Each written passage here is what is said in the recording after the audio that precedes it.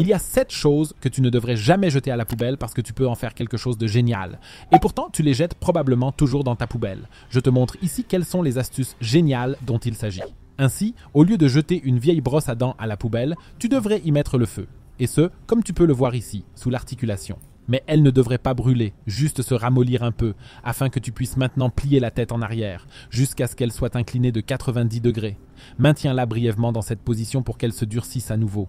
Une fois que le tout tient tout seul, tu peux le relâcher et l'utiliser à des fins géniales. En effet, si tu y mets une petite quantité de nettoyant pour toilettes, tu peux parfaitement atteindre le bord de tes toilettes et les nettoyer correctement. Car avec une brosse de toilette normale, tu ne peux généralement pas bien atteindre ces endroits. Tu peux ensuite rincer la brosse à dents et la ranger avec tes autres ustensiles de nettoyage et la ressortir à chaque fois que tu en as besoin. En outre, tu ne devrais jamais jeter les pelures d'orange à la poubelle, du moins pas avant d'avoir fait ce qui suit avec elles. Car si tu as pressé quelques oranges, il ne reste plus que l'écorce. Et avec celle-ci, tu peux effectivement faire quelque chose de vraiment génial. Mais pour cela, tu dois d'abord les couper en morceaux un peu plus petits, comme tu le vois ici chez moi. Si tu en as préparé quelques-unes, prends un verre et mets toutes ces pelures d'orange ici. Il peut d'ailleurs aussi s'agir d'écorce de mandarine, de citron ou d'orange. Tous les types d'écorce d'agrumes conviennent. Dès que le bocal est pratiquement plein, tu as encore besoin d'un autre ingrédient. Il s'agit du vinaigre. En effet, tu dois maintenant remplir le bocal de vinaigre. Ce que nous voulons à la fin, c'est que toutes les épluchures soient noyées dans le vinaigre. Si c'est le cas, tu dois prendre le couvercle et fermer le bocal une fois, car maintenant, il faut laisser reposer. Laisse-le reposer pendant environ 2 à 3 semaines dans un endroit frais et sombre. Lorsque le temps est écoulé, attrape un vaporisateur et passe le tout au tamis, car tout ce dont nous avons besoin maintenant, c'est de ce liquide. Une fois que tu l'as dans le vaporisateur, tu peux le conserver longtemps, mais tu dois d'abord le diluer avec environ la même quantité d'eau. Il s'agit en effet d'un nettoyant à l'orange incroyablement efficace. Tu peux l'utiliser pour nettoyer toute ta salle de bain et tu n'as même pas dépensé d'argent, car sinon tu aurais simplement jeté les pelures d'orange à la poubelle. Si tu as un sèche-linge, tu sors régulièrement ce filtre à peluche et tu en retires toutes les peluches. Mais ne les jette pas à la poubelle, conserve-les, car il existe aussi une astuce vraiment géniale avec celle-ci. En plus des peluches, tu as également besoin d'un rouleau de papier toilette vide.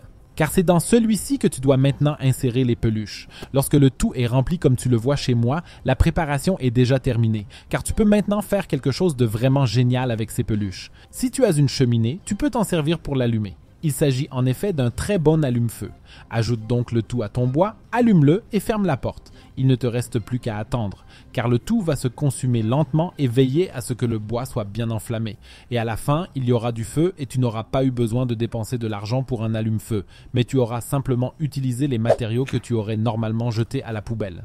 Mais il y a encore une autre raison pour laquelle tu ne devrais pas jeter les rouleaux de papier toilette vides à la poubelle. Pour cela, tu as également besoin d'un peu de beurre de cacahuète. Tu dois en étaler partout en dehors du rouleau de papier toilette. Et ce, de manière à ce qu'il y en ait une très fine couche sur tout le rouleau, comme tu peux le voir ici chez moi. Une fois que c'est fait, nous avons besoin d'un autre ingrédient. Pour cela, j'ai utilisé ces graines. Je les ai posées sur une assiette pour y rouler le rouleau de papier toilette. Grâce au beurre de cacahuète, toutes les graines restent collées. Tu pourras tout de même les aider un peu avec la main. Pose quelques grains supplémentaires sur le dessus et appuie bien avec les doigts. Fais en sorte qu'à la fin, on ne voit presque plus de beurre de cacahuète, mais qu'il y ait vraiment des grains partout sur le rouleau de papier toilette. Car c'est exactement ce que nous voulons faire ici. Tu peux maintenant sortir avec, car tu peux encore y passer un ruban pour suspendre le tout quelque part à l'extérieur. Ou bien tu peux simplement le fixer, comme je le fais ici, au-dessus d'un arbre ou d'un buisson. Car il s'agit maintenant d'une parfaite mangeoire pour oiseaux. Suspendez le tout à l'extérieur et les oiseaux viendront y chercher de la nourriture pour oiseaux. Tu peux ainsi les aider un peu, surtout pendant les saisons froides. Mais tu ne devrais jamais jeter les peaux de banane à la poubelle non plus. Et si tu entends pourquoi, tu ne feras plus que ça à l'avenir. Pour cela, tu dois mettre la peau de banane dans une casserole.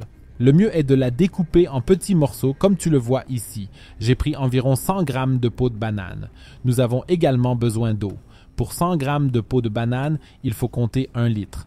Tu peux bien sûr adapter les quantités, mais les proportions doivent toujours être les mêmes. Une fois que nous avons mis le tout dans le pot, nous voulons ensuite laisser le pot tel quel. Car c'est ainsi que toutes les substances nutritives de la peau de banane sont transmises à l'eau.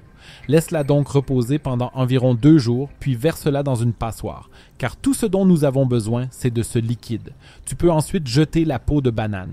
En effet, la peau de banane contient de nombreuses substances nutritives, notamment du phosphore, du potassium et du magnésium. Et ce sont tous des nutriments dont les plantes ont également besoin. C'est pourquoi nous les trouvons généralement dans les engrais pour plantes. Au lieu d'acheter des engrais coûteux, tu peux donc arroser tes plantes avec cette eau.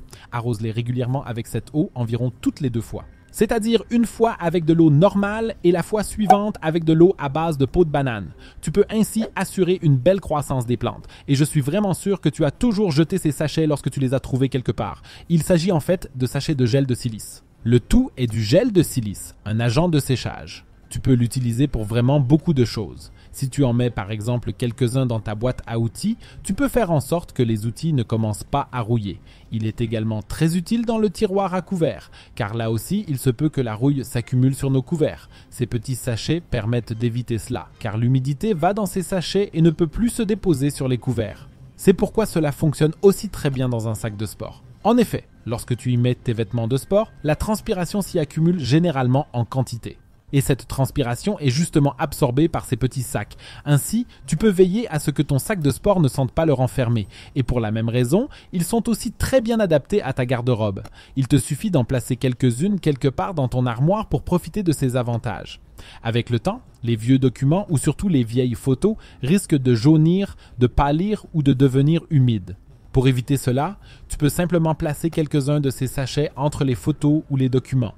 Tu peux ainsi sauvegarder des souvenirs importants. En outre, ils sont bien sûr aussi très utiles dans tes chaussures. Bien sûr, parce qu'une grande quantité de sueur peut s'y former et que celle-ci absorbe le tout. L'humidité est donc retirée des chaussures. Même si les chaussures sont mouillées, ces petits sacs peuvent bien sûr t'aider. Et le mieux, c'est que tu peux les utiliser encore et encore. Car tout ce que tu dois faire pour éliminer l'humidité des sachets, c'est les mettre dans ton four. Répartis-les bien à l'intérieur, puis allume-le à 100 degrés et laisse-les dans ton four pendant 30 minutes. L'humidité est ensuite éliminée et tu peux les réutiliser encore et encore. Et le secret absolu est de ne jamais jeter les écorces de citron à la poubelle.